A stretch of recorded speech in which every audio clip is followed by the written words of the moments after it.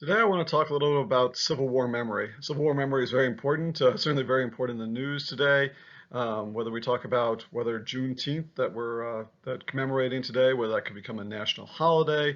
For those of you who don't know, and if you don't know, you should know, Juneteenth is commemorating the day sort of outside of Galveston, Texas in 1865, when sort of last slaves that were still slaves discovered that they were free. In other words, the Emancipation Proclamation had occurred in January of 1863.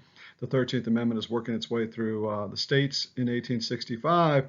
And as the Union Army came across African Americans, they informed them, if they were slaves, that they were indeed free. And so in June 19th, 1865, is when in the Galveston area, African Americans discovered that they had been freed by the Emancipation Proclamation, but no one had told them. And so this commemorates that date. And now this has become a big issue, certainly in the last year, actually several times. Probably 2015, the issue of Civil War memory became very important. After the Dylan Roof incident in Charleston, we began to see some Civil War statues taken down, including the one at Lake Eola Park. And now, of course, in the wake of the incidents this summer, we've seen even more assaults on Civil War statuary.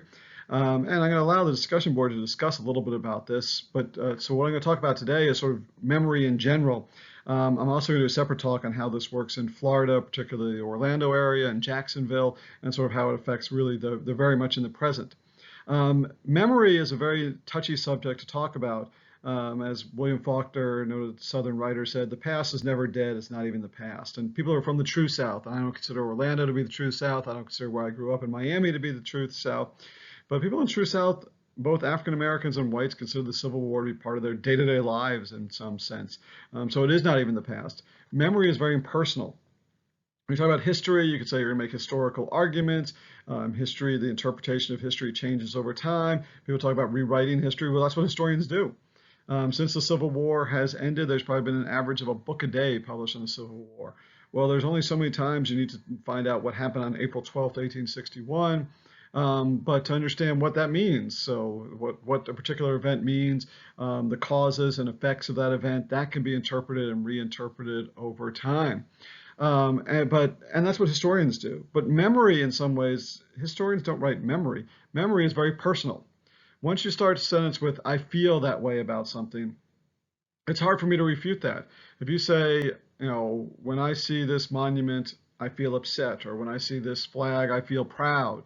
Well, I can't argue against that. I can't tell you, well, you shouldn't feel proud. Well, you do feel proud.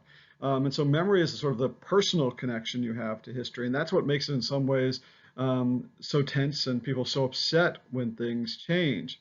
The Civil War historian in the second quote says, the question of how to remember that war sometimes seems as contentious as the war itself. We will continue to fight over how best to remember that war. How best do you depict slavery in a museum? How best do you remember Civil War generals from the North and Civil War generals from the South? And do we interpret those people differently? And so memory, as I said, this sort of one sentence, one blurb thing where the past meets the present.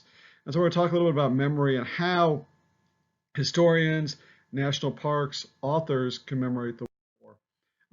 Here's a little joke here that legacy, this king is saying, I'm concerned about my legacy, kill all the historians, what it says behind my head there. Yes, the historians are going to affect your legacy, so you'd really like to define your legacy yourself. I think one way to look at the Civil War legacy is that people use different names to define the war. Civil War is certainly the most common war name. That's the name that's going to be used in 99% of classes that are taught on this. But there are some people who say, no, it should be the war between the states, Georgia and Alabama versus Pennsylvania and New York.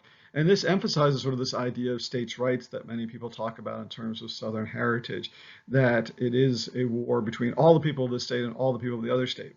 Now, clearly what you're seeing in Freeling is that not all Kentuckians, or I guess Kentucky's a bad example, not all Tennesseans, not all North Carolinians fought on one side. So it's really not necessarily a war that is Georgia versus New York.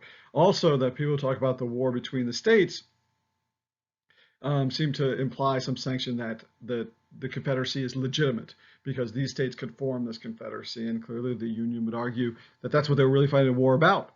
That this war was to determine whether the Confederacy was legitimate or not legitimate. And since the Confederacy lost that war, they were determined to be not a legitimate nation. I think another accurate way is the war for Southern independence. It's true.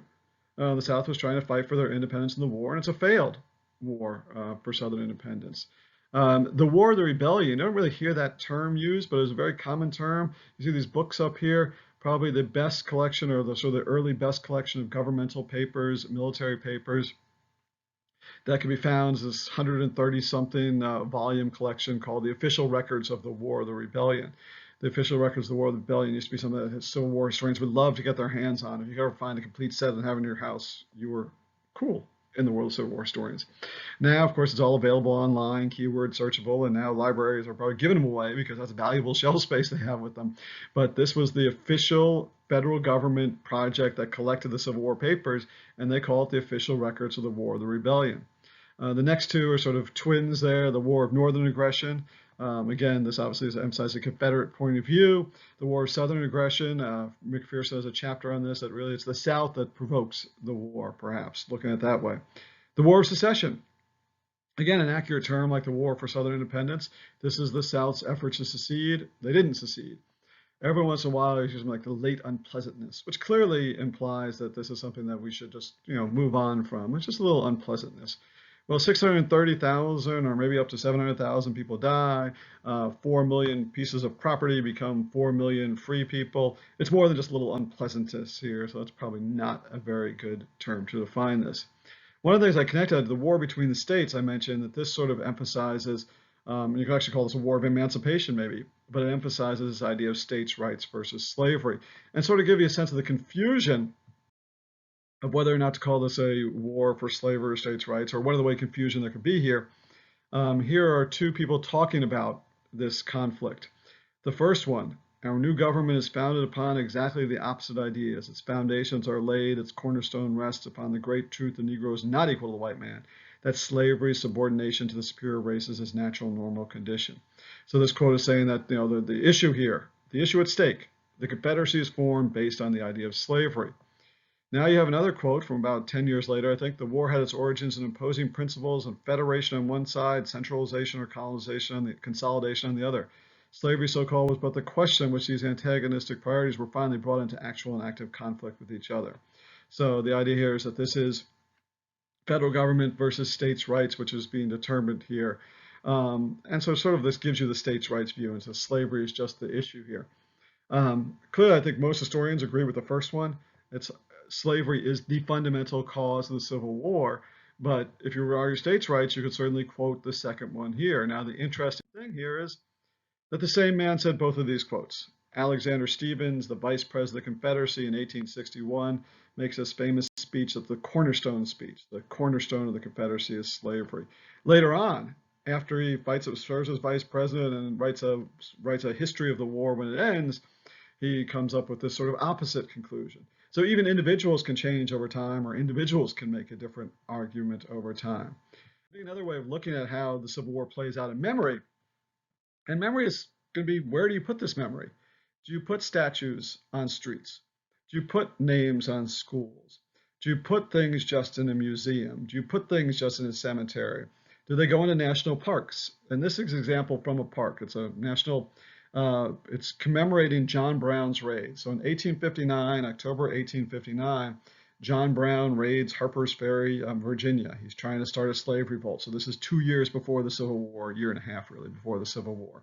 October of 1859, John Brown and 20 followers come to Harper's Ferry, Virginia, which now is West Virginia, but it was still part of Virginia then. Tries to start a rebellion that's going to sort of this domino effect, and there will be a slave insurrection across the South. His raid fails miserably. But there's a national park commemorating this raid as sort of an assault upon slavery. And then you have this example here of this monument put in 1931, and the monument points to one of the ironies of John Brown's raid. The first thing John Brown's raid, the first person it encounters is they're coming into Harper's Ferry and a train comes through there. John Brown and his men, these abolitionists from the North, some are white, some are African American, stop the train. And the first person I encounter is a free African-American porter, so somebody who worked on the railroad named Hayward Shepherd. And the first person that John Brown and his men kill in the raid is Hayward Shepherd, a respected colored freeman, as it says here. So you have this idea that an employee of the railroad is very ironic. Some people trying to topple racial slavery. The first person they kill in their attempt to do so is a free African American. This monument was put up by the United Daughters of the Confederacy. They certainly want to have a pro or sympathetic to the Confederate view of the war. And they not only put this giant granite monument up there, erected by the UDC, and then it gets interesting down here. They're putting this monument up to Hayward Shepherd because it exemplifies the character and faithfulness of thousands of Negroes who, under many temptations throughout subsequent years of war, so conducted themselves that no stain was left upon a record which is the peculiar heritage of the American people and of everlasting tribute to the best in both races. So they say Shepherd demonstrates that African Americans were loyal to the South during the war. Now, certainly what you've seen in terms of Freeling is that African Americans fled the lines, they were contrabands, they joined the Union Army, were garrisoned, but clearly not all African Americans remained loyal to the South, and certainly the majority of them would not have been seen this as really an accurate depiction of the history. But what do you do? 1931 giant granite monument put up there that's maybe accurate in a 1930s Southern interpretation of the war, but certainly is not accurate in a 21st century or late 20th century interpretation of the war. So what the Harper's Ferry battle at points, they put this away, they bring it back out, they move it around. Now we have an interesting situation where we have a plaque which describes the monument. So if you go to Harper's Ferry, you now see, oh great, now I've gone backwards. I'm not sure if I can go backwards in this. You now see the monument here and then a plaque next to it, which describes the fact that this monument is not accurate. It's accurate maybe it's really what it shows you more about is 1931 Virginia. And the interpretation of the United Daughters of the Confederacy of the war shows you more about that than it does about John Brown's raid. So it's very meta here. You have a monument describing the raid and then a plaque describing the monument, and maybe somewhere down the road we can have another thing describing the plaque, describing the monument, describing the raid. So I think this sort of shows you the way history and memories change over time. Another way to look at this memory is when is this established? Because we're going to talk a lot, and I'm going to talk my next discussion about statues and about schools. This is sort of a sense of when do these Confederate monuments show up.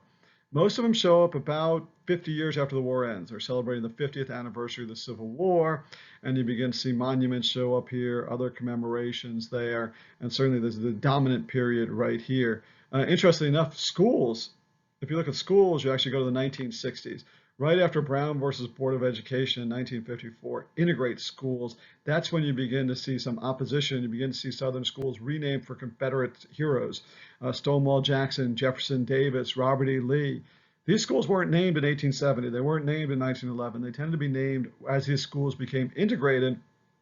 African American names, Confederate names were placed on these schools that were now joint African American integrated schools, African American and white schools. So here you have the UDC sort of remembering the war 50 years later, and then 100 years later, you have a greater commemoration, especially in terms of schools. What does this mean for Floridians? What does it mean for 2020? What does it mean for Lake County and Confederate statues? What does it mean for a Civil War soldier monument in Lake Eola? What does it mean for the names of schools in Orlando or Miami or Jacksonville? That's what I'm going to pick up on next, and that's what I'm going to allow you the opportunity to discuss, assuming you can do so in a civil manner in our discussion board. Thank you.